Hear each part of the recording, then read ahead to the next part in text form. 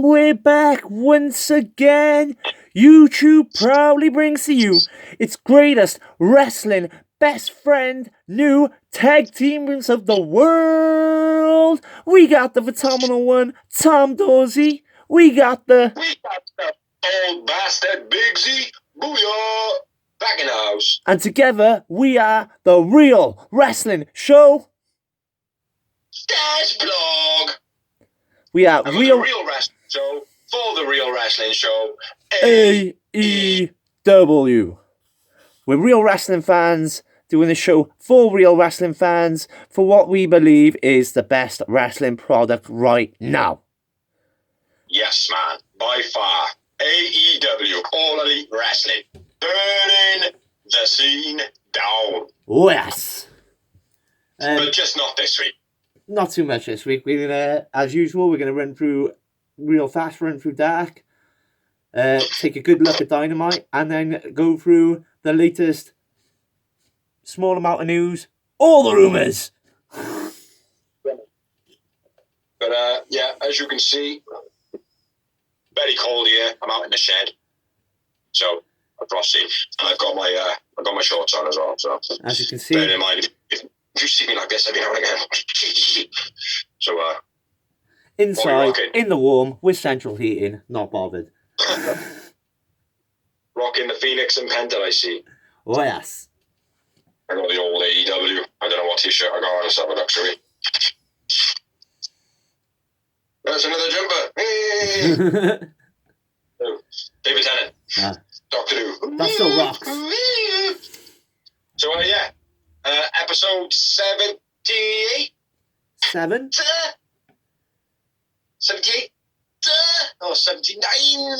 79, is it? I have no idea. I can't remember. We'll check it when we put the video up.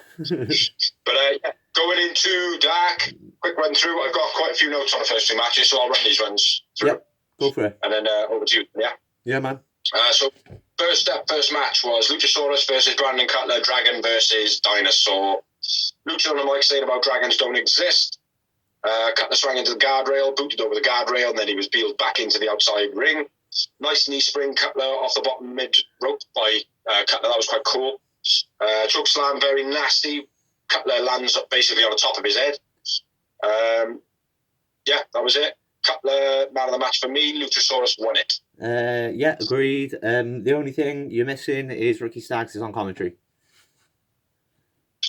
Yes, I didn't write that down. I feel like Brandon Cutler's coming along really well. Next up, we had El Australiano versus Sammy G. Most of the match, Australiano kicked the fuck out of Sammy G. Sammy G put him over like an absolute boss. Yep, as he does. Go on. As he does. Yeah. Some beastie high-flying stuff from El Australiano. Dragon Rama was sick. Beastie go to hospital. Swing over DDT by Sammy was nice. Yeah. The only thing I would say is El Australiano needs to practice his moves a bit more, being in front of a TV camera. Winner of the match was Sammy G with a go to hospital, and man of the match for me was El Australiano. I went with Sammy G because I thought he sold the match superbly, like you said. Selling at the moment, nobody sells better than Sammy G for me. Mm-hmm. He's selling so good. Yeah, two things. Number one, on the first match, Luchasaurus, just don't give him a mic. He's shit at promos. Oh, yes. And El Australiano needs new ring gear. He looks too much like a cheap Christmas tree. Yeah, he doesn't look quite right. He kind of reminds me of a Jeff Hardy when he first come into it, like, you know what I mean? Yeah, but when they look like the Rockers. Jeff Hardy looks charismatic, blah, blah, blah. He just looked like kind of, just generally just a 100% indie guy. Yeah, he looked like a cheap version of the Rockers. Huh? Like a cheap version of the Rockers. Yeah, not so much that. It's just, it almost looks like when he got his first trunks to start out wrestling, he never bought any more. Yeah. Do you know what I mean? Yeah. That's what he feels like. But I think the guy needs a lot of training still. Yeah. Probably a lot more practice in front of the cameras, because although all his moves were pretty cool, and a lot of them as well being high flying, they were quite quick and effective. They weren't just like, climb to the top rope and then wait for some or whatever. They were all quite quick They were all quite attacking, but they all look very, very sloppy. You know, a little bit Greenwood. You know what I mean? Yeah. But I think he had a lot of potential though. Yeah, I agree. After the match, Sammy grabs a mic, says he's the best worker, says that he's coming for Darby or Kenny. It doesn't matter. He wants a belt. Mentions Jezza and how he was a fan first, replying to a fan in the crowd going, "Oh, you're only there because of Jericho's mate." Yeah. So that was quite nice. I like that, man. The way he thought on his feet. Yeah, I love freestyle in wrestling, you know me, especially on the promos. I think it shows that you've got talent. Yeah, definitely, especially rebuttaling live. You know? That's what I mean. Like I said, we know it from battle rap, it's not an easy thing to do as well. It's what we call a flip. Someone says something to you about you, and then you can do it on the fly. It's like extra points on a game. Yeah, it's like I am an epic failure when it comes to rebuttaling and rapping. Yeah. That was the end of the match. It was alright, man. It was pretty entertaining. Yeah. Sammy G, like I said, sold everything pretty well. So next up we had Nick Comoroto versus Scorpio Sky. Decent little match. TKO by Sky, and Sky wins. Sky man of the match for me. I went with Comoroto man of the match. Yeah, a couple of other things, but we'll leave it at that. Go on, do the next one.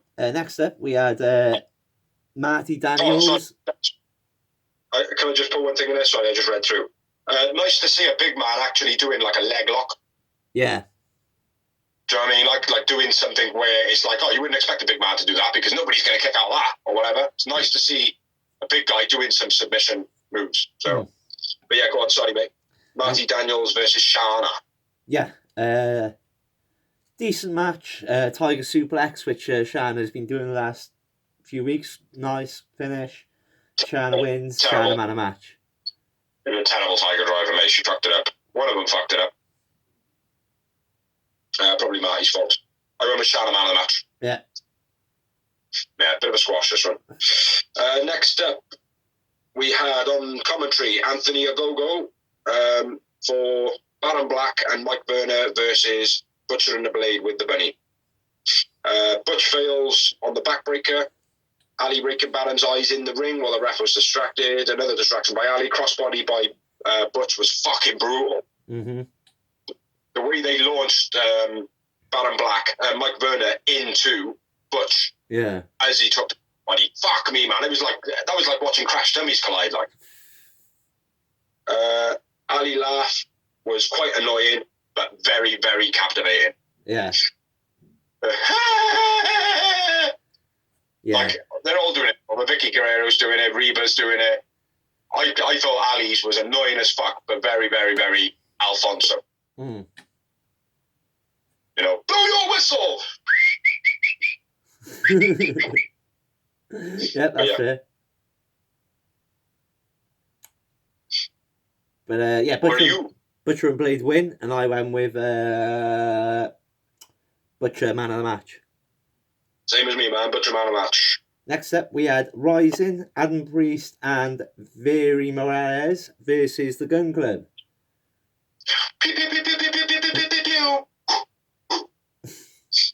Yep, the Gun Club carry on their run as expected by who they were fighting. Nice finish by Gun Club, backdrop into the quick draw. I liked it. That was quite sweet the way they done that. But Gun Club win, and I went with Austin man of the match. I went with Colton match. Only other note: Adam Priest rushing Austin. I feel like he got an intensity like Benoit. Yeah. No, he's a tiny guy as well, and he just seems to be quite an aggressive little pit bull. So yeah. Side note: I know this has nothing to do with what we've been talking about, but now you just said that name, I got to bring it up. Did you know that Paul Heyman, just before he was going to manage Brock Lesnar, was scheduled to manage Chris Benoit? Was he? Yeah. How amazing would that have been, bro? Yeah, it would have been, mate. But the thing is, Benoit didn't need it in the end. No, exactly. But anyway, moving on. That was just a little side note. I had to say it because otherwise I would have forgot. Yeah, all good, man. Next up, we had John Cruz and Danny Limelight versus Santana and Ortiz, Proud and Powerful. Squash match. Completely. Santana beastie throw down on Limelight. And yeah, I was beast. Santana and Ortiz squashing big time. Santana man of the match. I went Ortiz man of the match. Santana was limping in this match as well, towards the end. Yeah. Next up, we had Peter Avalon promo. Peter Avalon talks about the walk-off. What's the walk-off? Well, you need to know the rules of the walk-off. Yeah, basically, it's a catwalk. Yeah. Lee Johnson's in it, even though he didn't know. Yeah. Yeah. It was pretty funny. Sonny Kiss will be the first one to beat him. What? In the walk-off, it's going to be Sonny Kiss to beat him. I don't know. You heard it here first. I'm calling it. I'm calling it. And if that wasn't the original plan, Tony Khan has watched this and gone, shit, that's a good idea. I'm stealing that. Yeah. We need more people looking at Sonny Kiss's ass. Pretty much that's what it's going to be because, I know he's a dude and all that, but guy's got a phenomenal ass. Yeah. Next up, we had Alan Solo with Lee Johnson versus Private Party. With Matt Hardy. Who gives a fuck about Private Party? Who gives a fuck? Who gives a fucking shit? Do you know what? They were shit in this match because they was on this match. They're still on the turn. Yeah. Yes. Let me run through my notes. Matt pulls Solo's leg. Matt ruins the dive spot. Matt says, "Be aggressive. No move. No more showboating." Isaiah holds his knee. Hardy hits Solo on the ropes for the finish. So, man of the match, Matt Hardy. Yeah. Private Party win. You still there, bro, or are you frozen? I think I'm gone. No, you're there. I am here, yeah, but no, that's all right. Yeah, I didn't write nothing on the notes other than Matt Hardy, mate, because for me, Matt Hardy, he was the man of the match. I went with Hardy. And it'll be the first man of the match that I give that the participant wasn't in the match. I don't know. We might have given it to Penelope Ford during the Cup Sabian match. Oh, we might have. Yeah, we might have. We might have early on. But yeah, I'm going with Matt Hardy, man of the match. Fucking shit. Like I said, I haven't been a fan of Private Party. I thought this was a weak match, but like I said, I like the way the storyline's going. Mm. I mean, they were amazing in the Impact. I thought the Impact main event was real good. Yeah, that was pretty good. I'm glad Matt Hardy was there because obviously. You froze again then for a second, bro. Repeat yourself. I'm in and out, mate, a network here, so we just have to deal with it. Fair enough. Next up, moving on. Next up, we had Alex Gracia versus a Big Swole. Any notes on that, bro? Strange neck breaker reverse. That was about it. Yeah. Big Swole man of the match. Swole win. Dirty Dancing, Swole wins, Swole man of the match. Yeah. Next up, we had. Go on. We had Zach Clayton versus Sonny Kiss. Yeah, my only note: miscommunication on the Irish Whip, where Sonny Kiss was like, "I need to run that way. I need to run that way." And it looked like he was like trying to throw him over the other way. And Sonny Kiss was just like, just throw me there. I just want to go over there, man. So yeah, miscommunication on that. But other than that, man of the match, Sonny Kiss. Sonny Kiss wins. Agreed. Next up, we had Casey Navarro with AJ Kirsch, who was making his debut, versus Top Flight. You've probably got more notes on this. My note is awesome match. Everybody shone very bright. Nice put in back on by Navarro, avoiding the drop kick. He done it so cool where putting the brakes on, like he came off like that. And he literally stopped right in front of him. But there's the way he done it. Just looked so. When that happened, man, I was thinking, was that an accident? Don't get me wrong, he deliberately stopped. Yeah. But was it an accident that he didn't actually get clocked in his face after he made the drop kick and then his legs bent? The guy doing the drop kick. Yeah. Did he do that intentionally? Get that close, or was it like, fuck? I'm glad I managed to stop then. Do you know what I mean? Yeah. Because it looked like that for me. Yeah. But yeah, a very spot in the match. And then nice roll through pin by Top Flight. And I went with Dante, man of the match, after top flight win. Yeah, I went with Dante after writing like one of the top flight. And then I remembered his name. Sweet. Dante. Yeah, I'm having the same problem, bro. I don't know. I just know they're top flight, and I know they're Dante and Darius. I just know which is which. Yeah. Dante's a light skinned, Darius is a dark skinned. Next up, we had Tesha Price and Kat Perez. Can't remember if she's making a debut or not. Versus Ivelisse or Diamante. Sorry. Yeah. I have 0 notes on this one.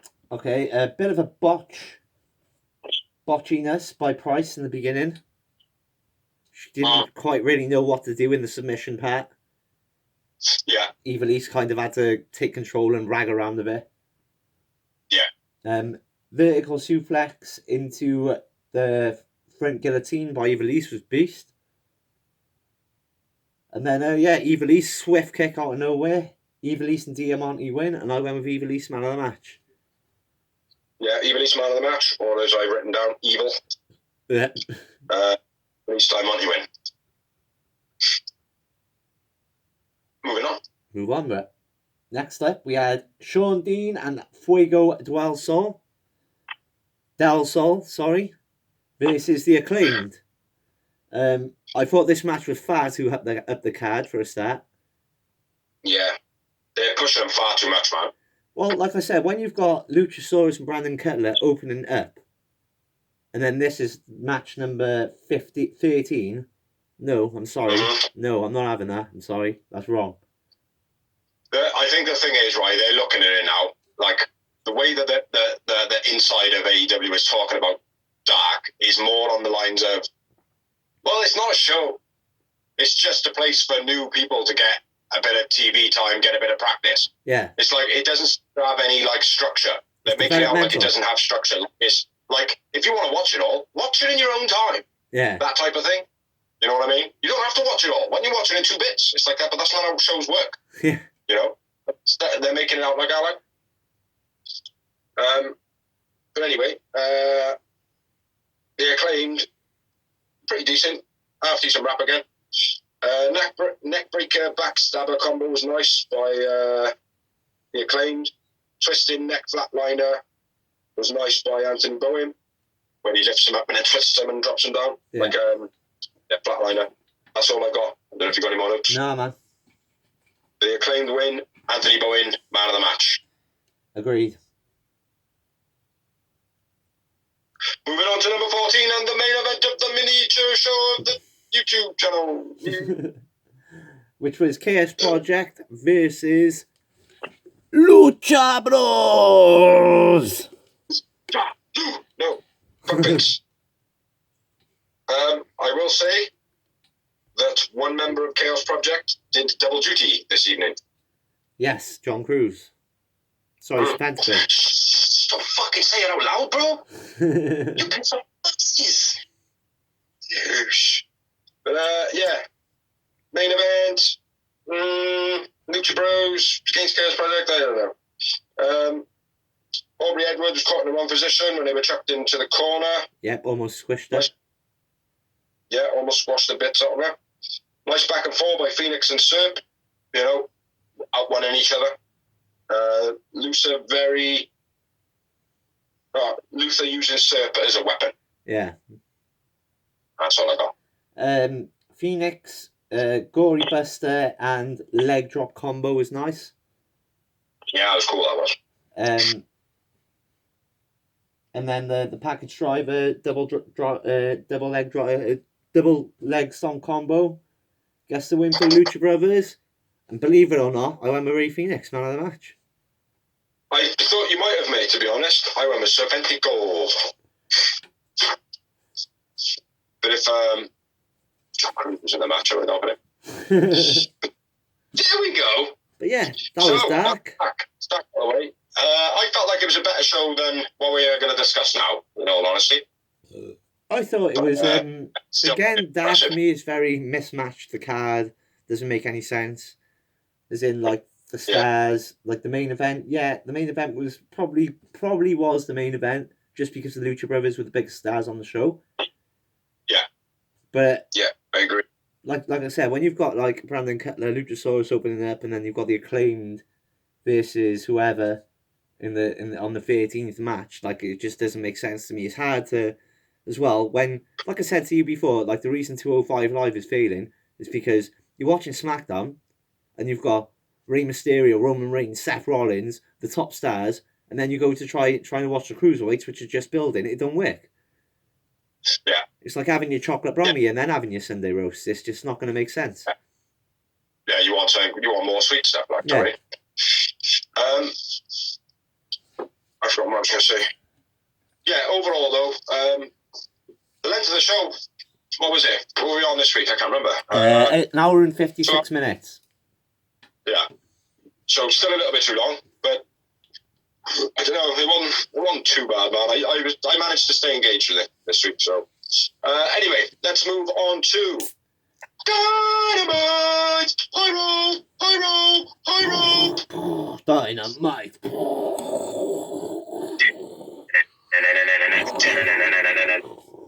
WrestleMania, we're coming for the top spot! I know that's not the actual lyrics, but they are in my brain.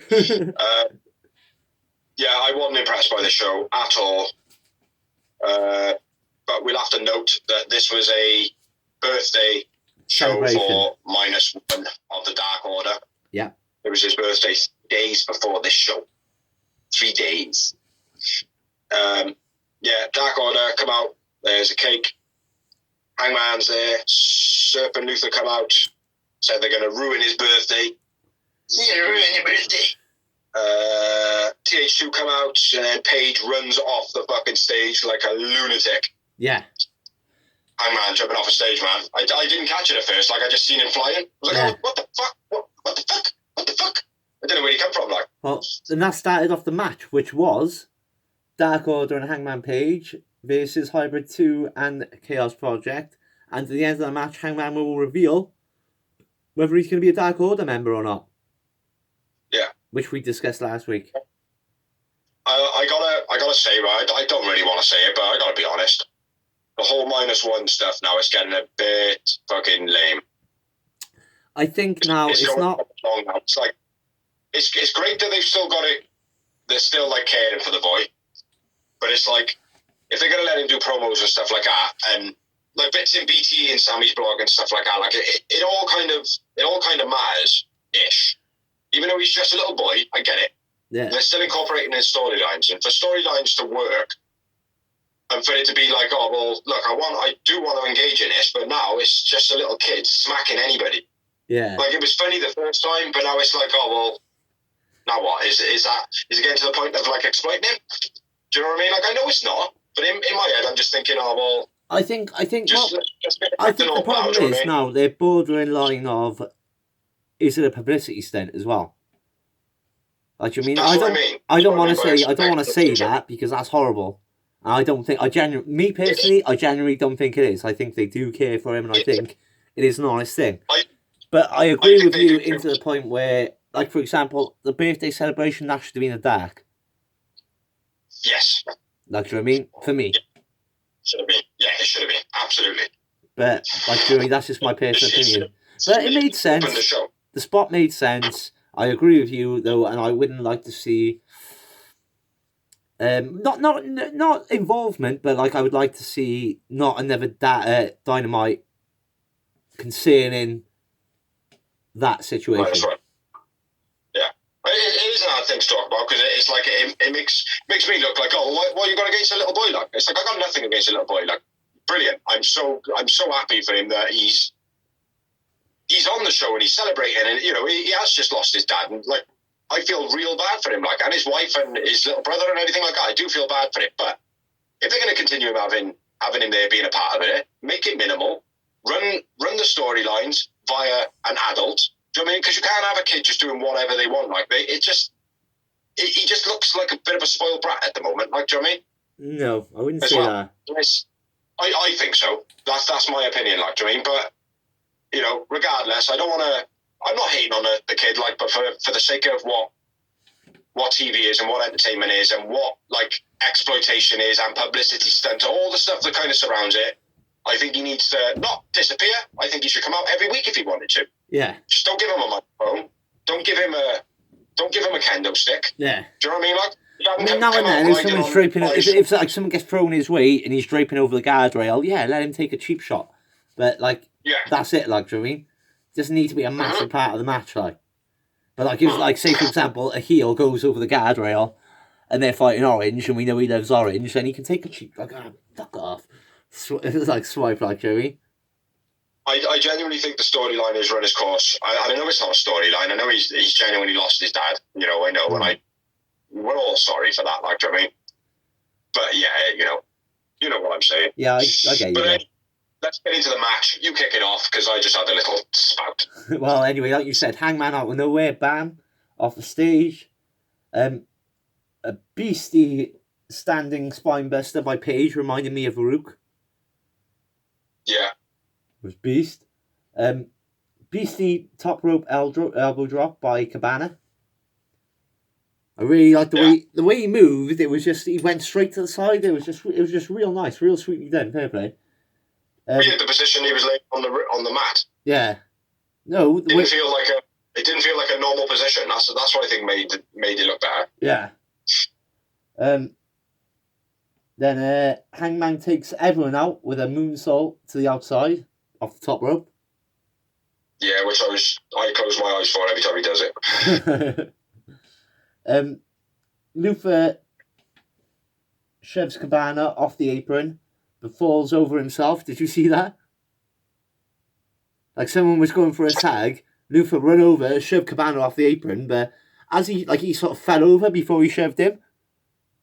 So Cabana just had to go and sort of jump off and pretend he got shoved, because Luther run over and he just sort of fell over right before he got to him, like, and just fell off the apron. No, I missed that. It looked awful, mate. It was so terrible. Luther is not being... It's like we talked about before, mate. They haven't got a place for him anymore. No, they haven't, mate. No, they signed him for that gimmick, for the Nightmare... What was it? Nightmare Family? No. Yeah. Nightmare Collective. Yeah. And they haven't got... Well, it wasn't just... He had Jimmy Havoc as well to bounce off. That was the run of it, like, do you know what I mean? And as soon as kind of Jimmy Havoc wasn't there was nothing for him left. Like. Yeah, exactly. I like the team in a Serp and Luther. I think they make a good tag team to watch, but they need to like, I don't know, get off TV for a bit, maybe go back on the indies together, have a little bit of a gel. But I don't, either one of them really want to be together, to be honest. No, exactly. I don't know. Anyway, getting back to the match, where were you at? Hangman cleaning house. Yeah. Hangman powerbombs Evans into the crowd. Mm-hmm. That was beast. Hangman going for the kip up, fucking it up. Yeah. Couldn't make it up. Nothing spectacular, didn't twist his anger or anything like that. Triple stack, backsplash. Yeah. Or backdrop. I didn't like that. Hangman almost collapsed in that as well. Another little fuck up. And then I'm at the 450 by Jack Evans, very sloppy. Well, negative one hits Luther with a kendo stick, then 10 shoves Luther into the kick. Oh, yeah. So, you're first, so you go. Yeah. Yes, we've got a mix-up here. But, I now got Jack Evans powerbombed into the crowd. And then a Luther attack by -1 into the cake. End of the match. Buckshot German, which was sick. Fluent as fuck. Yeah, it was real good to finish. Fair play. Yeah, bit of Dark Order's finish to start, and then Buckshot Lariat to finish it off, like, into the German, like, do you know what I mean? Beast. Yeah. Beast. That was the end of the match. Winners of the match, Dark Order, Colt Cabana, and Hangman. Yep, and I went with Hangman man of the match. Hangman man of the match. 2 moments I had. Just the 2. Yeah, a weak opener, considering Dynamite's normally smashing it, and I went with just one more. I went with 3. I think the opener of the match was supposed to be the whole bit before. I think that was supposed to be that boom that we're normally used to seeing on Dynamite. Yeah. Well, after the match? Yeah, after the match, negative win hits Pentagon with a kendo stick. Silver... And then Silver basically assumes that Hangman's going to join. He teases he's going to join. They're like, "Are you going to join?" And Hangman's like, "No." And then all the celebration banners go off.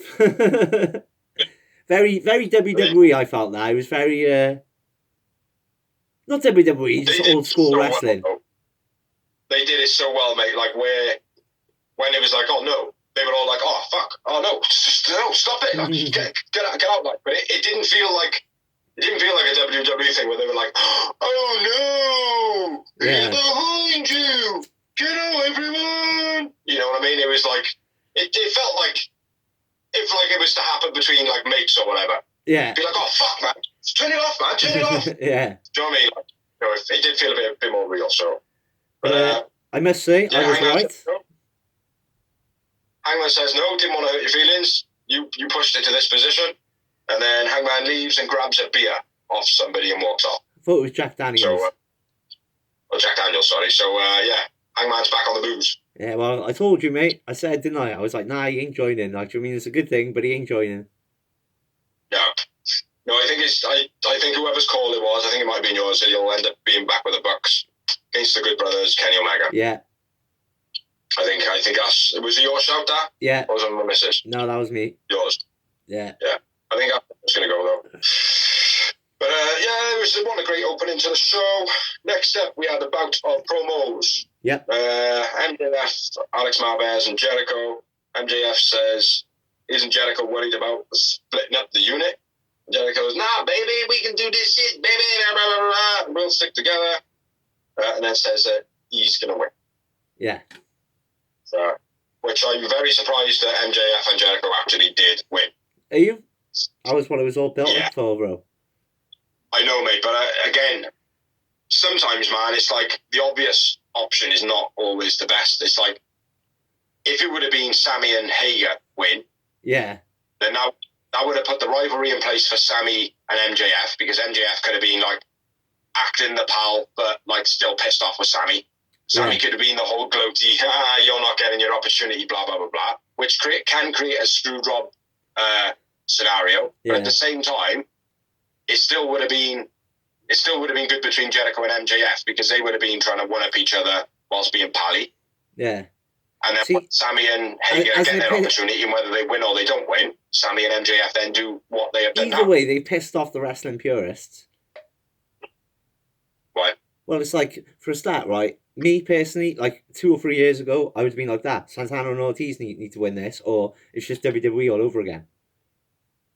Yeah. And my missus did exactly the same. She's being forced into being a wrestling purist. She hasn't got a choice. I'm home all the time now and also watches wrestling, so she has to be. But she was like, "Well, why is this match happening? Why?" And I was like, "What do you mean?" She was like, "Well, Santana and Ortiz, the tag team. That's it. That's the bottom line. Simple as that." Yeah. Like, I've seen online, like, I've seen a lot of people talking about that, and they're like, "Well, what was the point in having Santana and Ortiz coming into it?" Like, yeah. Because it's a very WWE move. Like, all the reasons that you have seen him do for the last year. Do you know what I mean? Mm. It's like, you can't... This is the problem, right? And this is what makes any company WWE. Santana and Ortiz had to push for a whole year. A whole year. Yeah. Do you know what I mean? Like, now it's not their time anymore, because if it was their time, people would get fed up of them within a month now. Yeah, exactly. Do you know what I mean? Like, they've had a year, and people are like, "Oh, well, you need to keep giving them a push." No, what we actually need is for you people to go, "Well, you need to keep giving them a push." It's like, no, we don't. We just need you to care enough to tell us that we need to give them the push. Whilst you're telling us we need to give them the push, you don't need to give them the push. Exactly. Because you're giving them the push. Do you know what I mean? And it's like, that is good sometimes, like, do you know what I mean? Like, I'm glad they didn't win it. I'm glad. Because it would have been that cliche... I think it would have been that cliche WWE thing, like, do you know what I mean? No, it would not. No, it's gone the way it is, because WWE don't care about their tag team division. Why do you think all their tag teams are leaving? Because, like one of the guys said, he was like, "You got more chance of being two superstars, which are separate, put together, because they ain't got nothing better to do with you, than being an actual tag team, of making it." But anyway, we're getting sidetracked again too much on that, so we'll move on. Yeah. Because we're still actually in the match. No, we finished it. No, we finished it. Yeah, that was a promo. Next promo was Tony in the ring to introduce Sting! It's Sting! Oh, there he is. If Sting's in your house, mate, why haven't we had an interview with him, like? Like, look at it. Looking from my perspective now, right? Sting's head is the same size as your head, so he's just looking over your shoulder. I'll get my daughter to face paint myself up next week, bro, and I'll turn up as Sting. Yeah.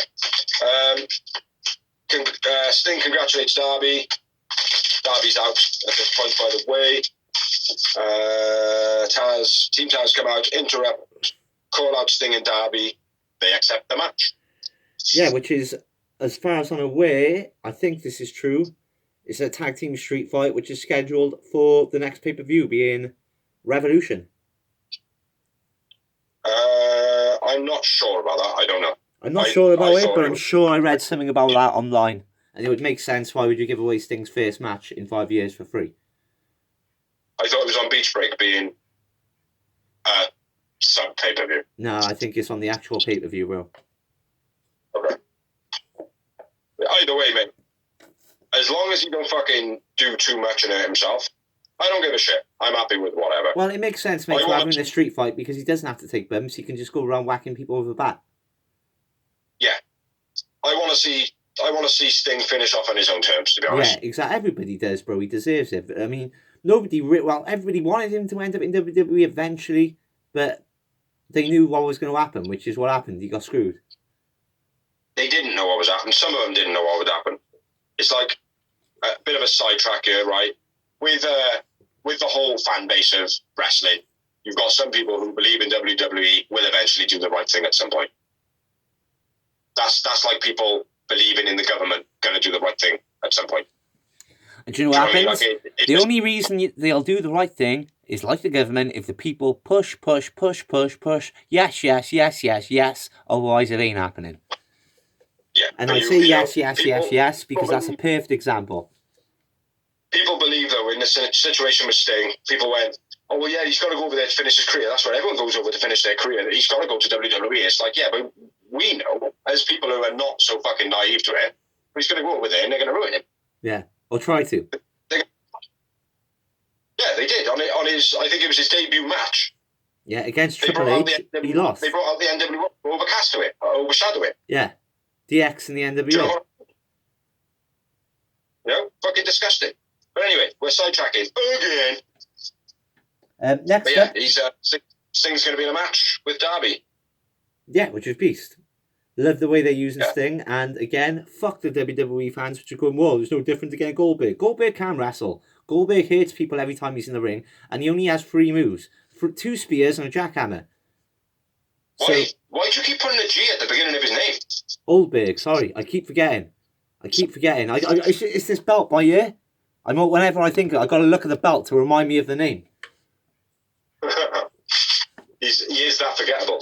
But yeah, the Sting is a whole different kettle of fish, and if you really are having an argument, you have no business being a wrestling fan. Yeah.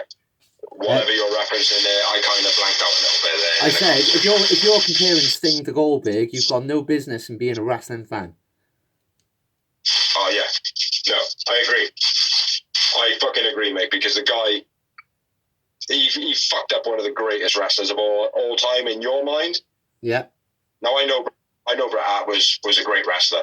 He wasn't one of my favourites, but he was a great wrestler. Do you know what I mean? Goldberg fucked that up. Dick. But anyway, let's not sidetrack again. Move on. Next promo. Go. Bucks and Don Callis promo, which I liked. I enjoyed it. I thought it was a good promo. I thought it was... They went to Kenny's house to visit Kenny Omega to sort out their shit. Don Callis was there. He's like, doing the whole... Kenny's busy. He's doing this. He's doing that. Showed in their horrible, disgusting portrait. And then the Bucks allegedly fuck up Don Callis.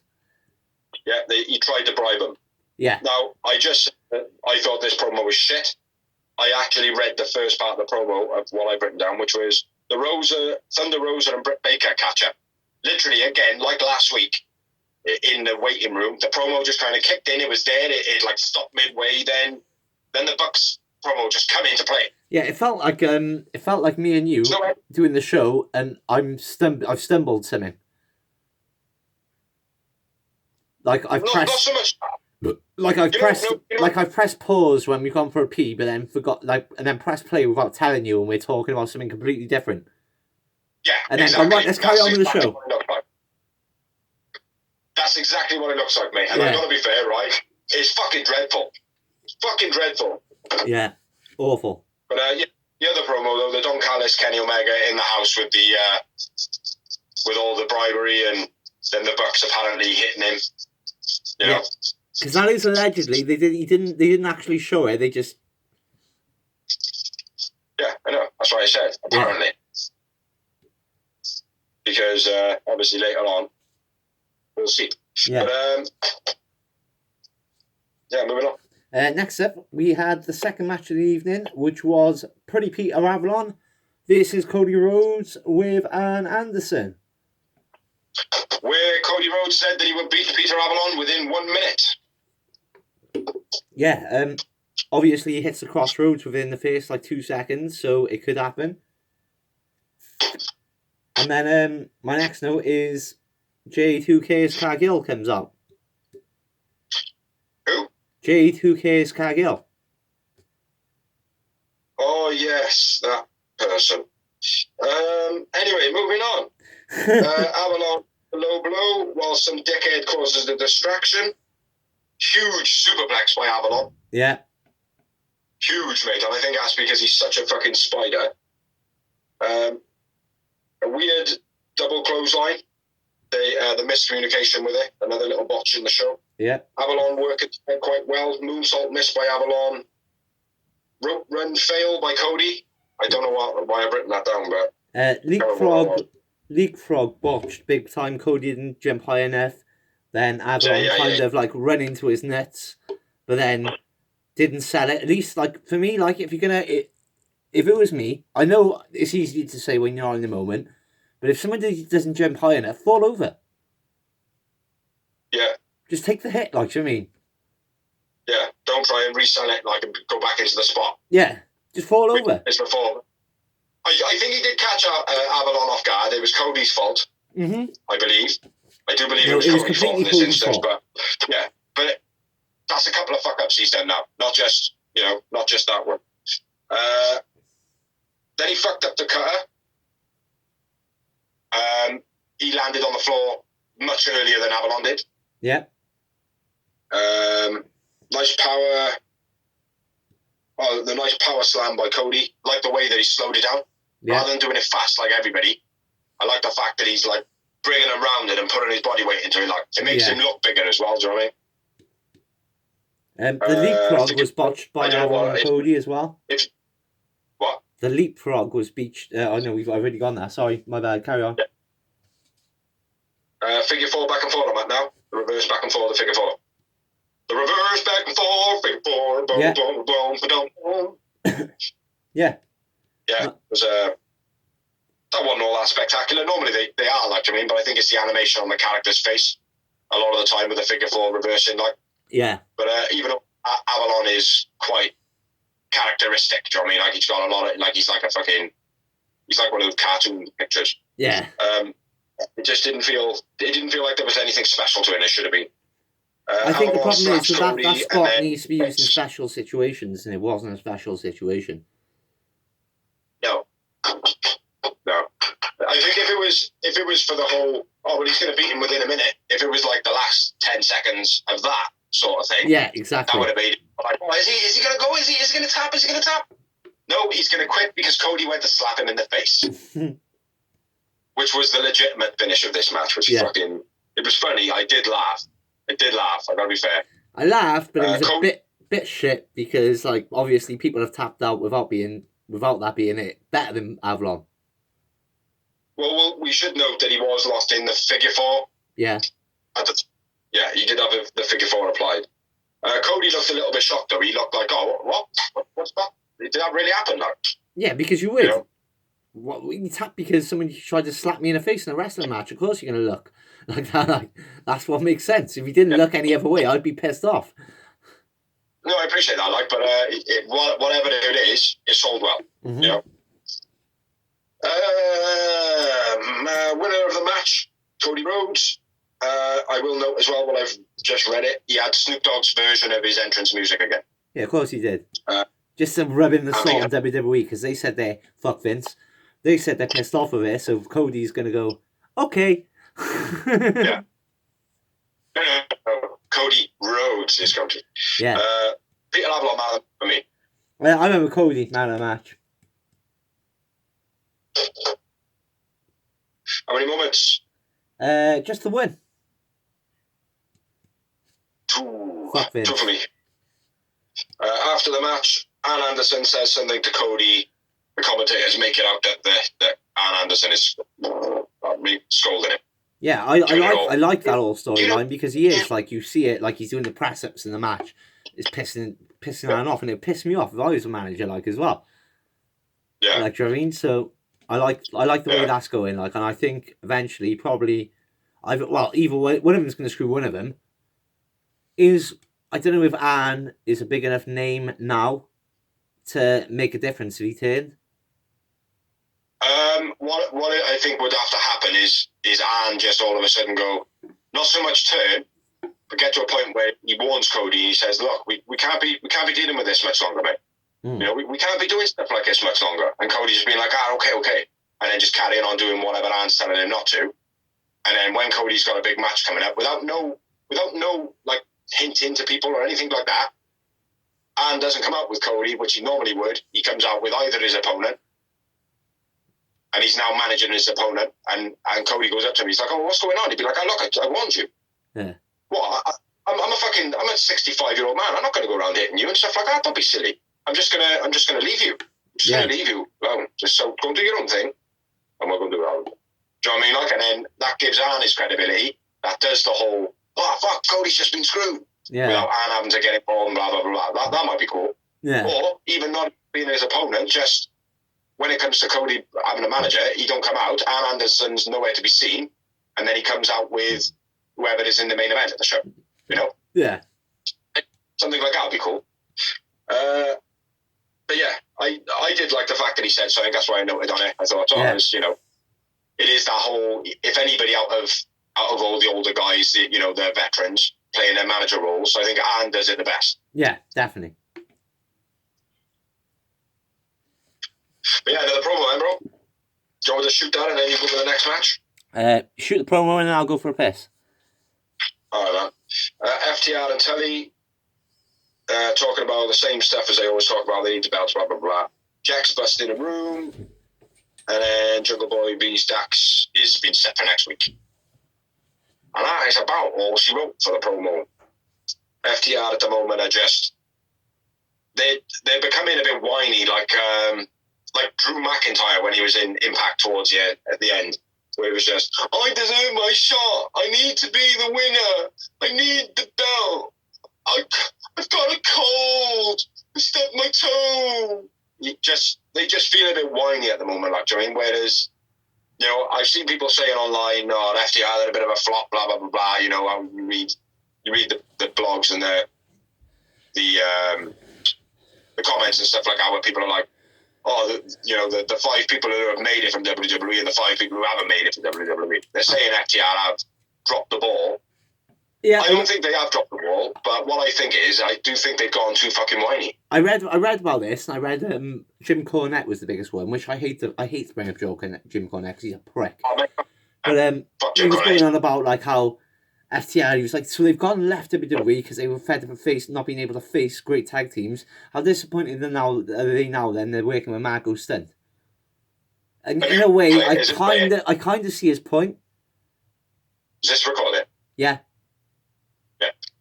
Yeah, I kind of see his point, like, do you know what I mean? Because, FTR have gone, like, they've moaned about not working with the greatest tag teams in the world. And this isn't a slag off to Marco Stunt, but he is a comedy gimmick.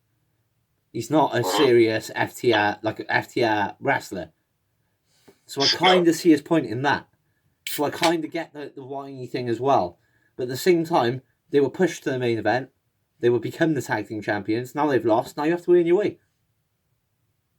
They do, but they just seem whiny. They haven't got nothing else to their gimmick, is what my point was. Every promo they do just seems to be like, right, what we're going to do now is we need those belts. Without the belts, we're nothing. We need those belts. Yeah. Somebody goddamn give us those belts. And it just seems a bit whiny, like, to me. Yeah. Yeah, but like I said, Jungle Boy versus Dax in singles action next week. Yeah. Moving on. Which Over was, to the Drosky. John Moxley versus Nick Comoroto was the next matchup. Guy, fucking beast, man. Well, Nick Comoroto.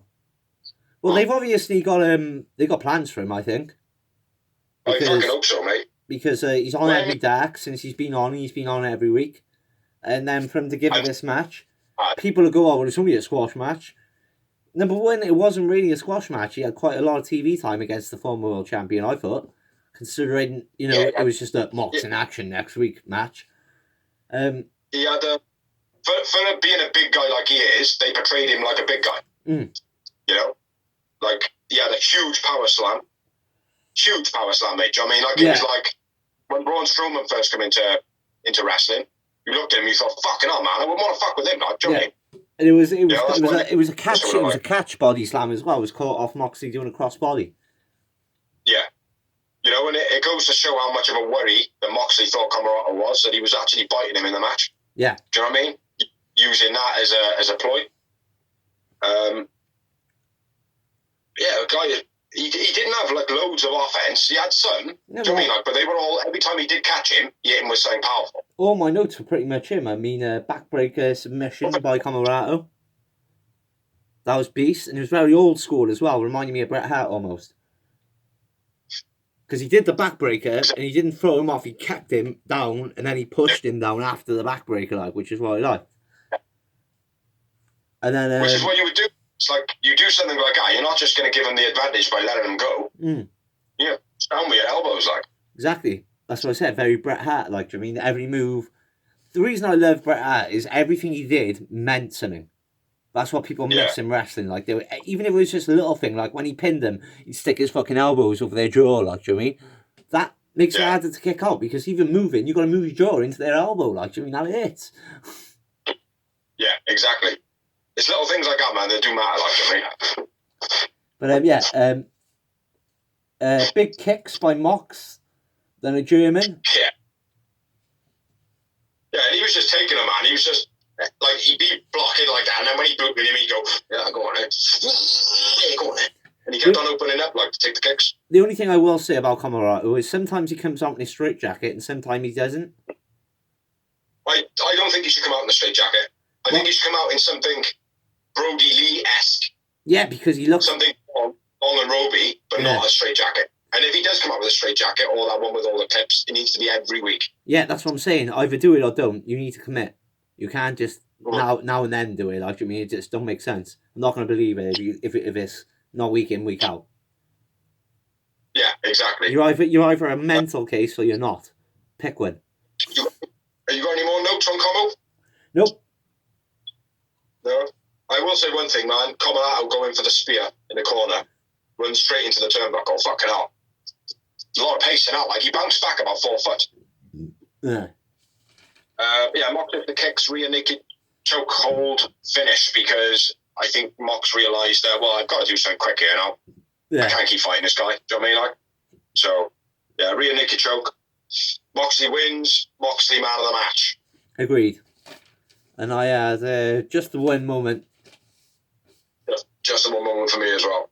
After the match, says that glad Omega made things interesting with the Good Brothers, because now we got more people to kick the fuck out of. Yeah. Moxley's promos are on point at the moment. They're sick. Yeah. They've always been sick, man. Do you know what I mean? Like, they've always been sick in AEW. I will say one thing, man. His energy in his promo, and even in the match, he just seemed as though, like, he had just been in a real fight just before the match, and it was like, well, I still need to fight someone. Yeah. Do you know what I mean? Seemed real fired up. In his promo after, he seemed real fired up. Moxley just feels like... He just feels like since he left WWE, he's been given a new lease of life. Like, I mean, simple as that. Yeah, and got a new baby on the way now as well. Yeah. But it was... I'm glad as well when they were like, oh, Mox in action, that it wasn't poor old Lee Johnson getting battered. Yeah.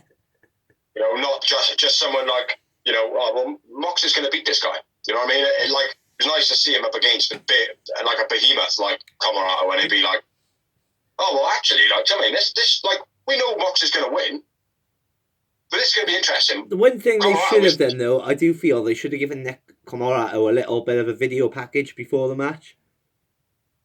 Yeah, maybe. And then I think that would have made it perfect, because it would have given you that bit more belief. Well, they've just given him a promo. Maybe he will beat him.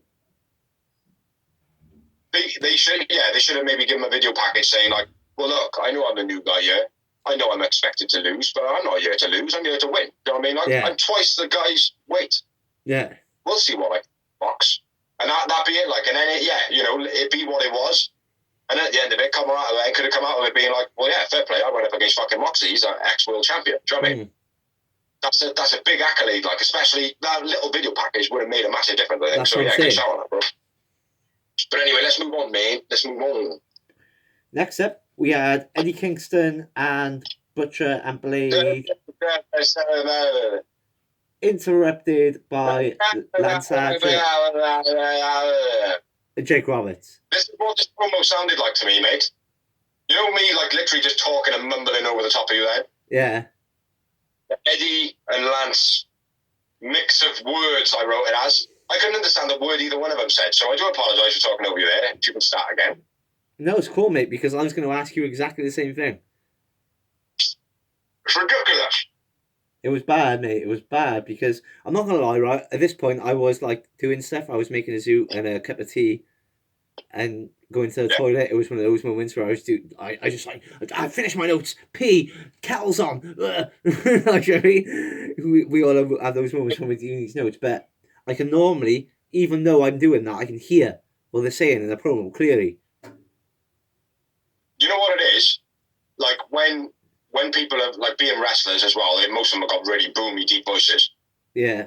Some wrestlers in their voices, they've got the same tone. Yeah. And unfortunately, Eddie Kingston and Lance Archer have both got a voice, like, not all the way down here, but they've got that bass in their voice. So when they're talking, they count at each other. It's like, well, I've always said to you, if you want to learn to sing a song until you can't hear it. Yeah, if you sing a song, once you can't hear it, when you're singing it and you can't hear it, it's because you're singing it the same. Yeah, exactly. Do you know what I mean? Like, and it's almost like that. Like, they were cancelling each other out. But honestly, mate, right, what a clusterfuck by AEW, again, on the mixing track. Yeah. On the editing track, whoever, like, do you know what I mean? The media track. So many mess-ups, like. But anyway, next up, another promo. Don Callis, or Kenny Omega, beating up Penta. Yeah. Beating up Penta, which, I don't know if you noticed, I don't think it was Penta. I don't. No, it didn't. I think it was supposed to be Penta. I think it was supposed to be Penta, but I don't believe that was Penta as who they were actually beating up. I believe that it was Jericho. I don't think it's going to turn out to be a story or anything like that. I think Penta won there in the building or something. Yeah, something happened with COVID, like. Yeah, I just think they needed to do a promo. Jericho can pull it off pretty well. I think they pulled him in. But if you go back and watch it back, when he's laying on the floor, Jericho got this really strange way of holding his legs on the floor. And it's almost like he's sitting on a horse. No, it's funny you should mention that, because my missus, the whole time, she was like, I know it's meant to be Penta, but he's moving different. Is he injured? Yeah. No, it's like, Jericho. That's what she said. She was like, is he injured? Is this a way of writing him off TV? Yeah. Well, I don't know what's going on, mate, because the next matchup, he's out of the match. Yeah. But anyway, I definitely think it was Jericho. I'll definitely agree with you and say that I didn't pick up on it. I really didn't. But my missus straight away, she was like, that don't look like Penta. He's moving different. Yeah. Mate, it was the sitting on the horse thing that Jericho does. Honestly, if the next time I see it, I'll screenshot it and I'll send it to you, right, and you'll go, I know what you're fucking on about, and you'll see it. You'll see it, man. Jericho has got this very distinctive way that his legs are. They're never straight. His legs, from his ass, his leg, from his hip area, that part of his body is always bent. It's always got that slight thing in it, like, and he always stands like he's kind of on a horse. But when he was getting beaten up, Penta Penta's leg would have been kind of flat down and like laid on the floor like the other one, but Jericho's leg was just cocked up in the air. That's why it makes me think it was Jericho. But anyway, moving on. To the next match. No, it wasn't the next match, was it? Still in the promo, Kenny beats up Jericho / Pentagon. Goes into a room then, and Don Callis is in there with a bruised face. Yeah, and Don's playing off. I don't want to let know who done it. Who was it, Kenny? Who was it, Kenny? The Red Velvet stood in the shit. Yeah. Basically drops the Bucks' names. Yeah. But again, we don't know if it was the Bucks or not. Exactly. It could be another storyline where Don said it was the Bucks and the Bucks didn't do anything. And then it turns out Don's just a bad guy all along.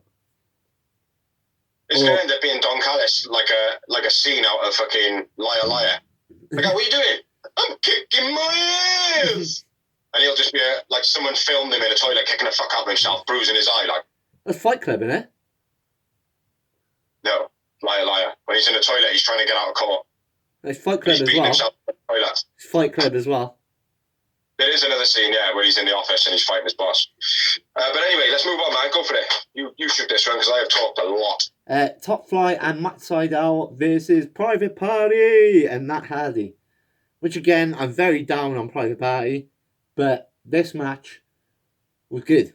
I thought it was along with the Impact match, which they had recently, which I'm going to talk about now because we haven't talked about on the blog. On Impact recently, Private Party and Matt Hardy interrupted a promo, basically got themselves involved in the number one contenders match for the Impact Tag Team title match, and they won. And they officially turned heel. Mm-hmm. Did they? Yeah, because on Impact, friggin' didn't... Is that... No, sorry. Tonight they officially turned heel. My bad. So, the end of the match was... but anyway, yeah, just run through the match quick, man. Top Flight botch flipping bit at the beginning with the... They missed everything. Yeah. Just say that. They missed everything. Every drop kick they missed. Every kick they missed. They did, yeah.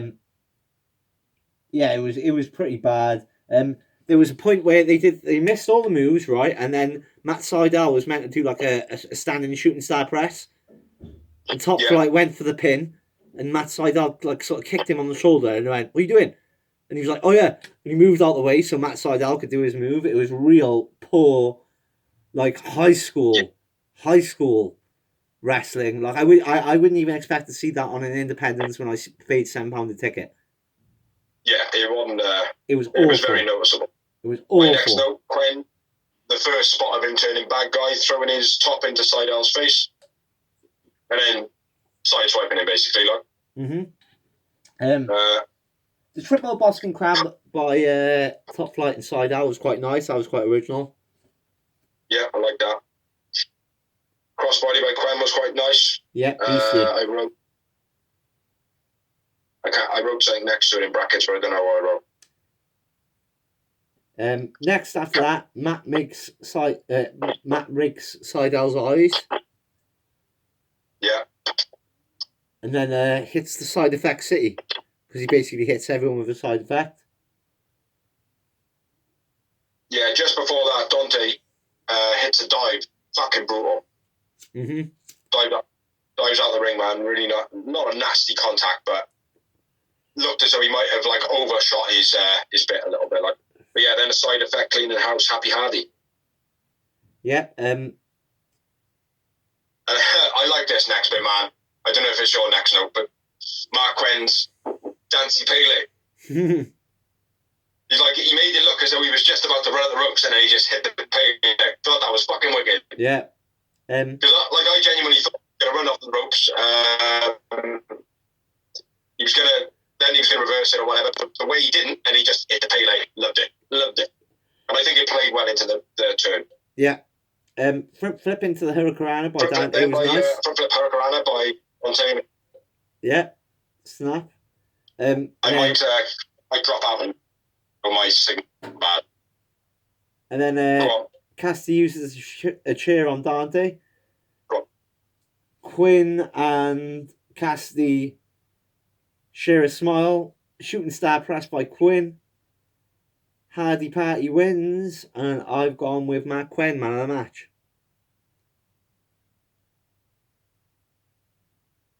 And Big C's cut out. There you are. Fucking hell, my signal is dropping. There you go. We got you, bro. You're back. I am still here, bro, but it's dropping out terrible. Couple of notes I got. If you hear me, Daddy S takes a fall off the over the top rope, smashes himself on the apron pretty stiff.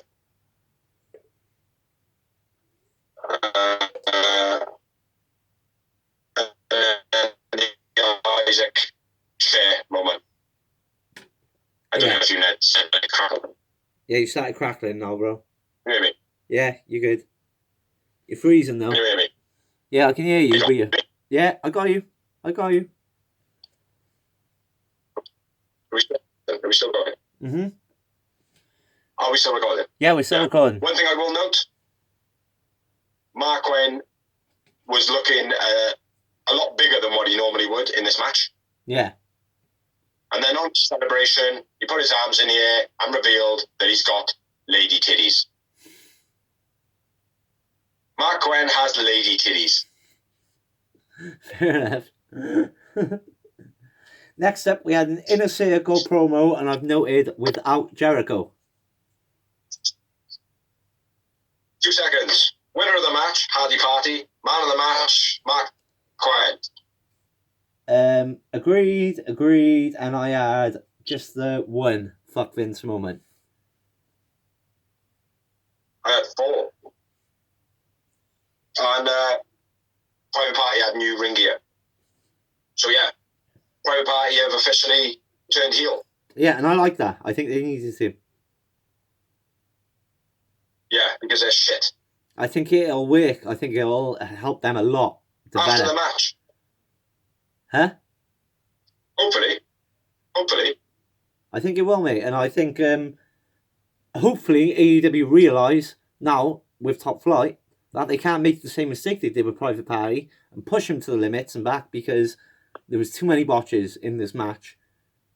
And a lot of them weren't Private Party's fault. Yeah, absolutely, mate. After the match, Private Party attacked Seidel and Top Flight. Yeah.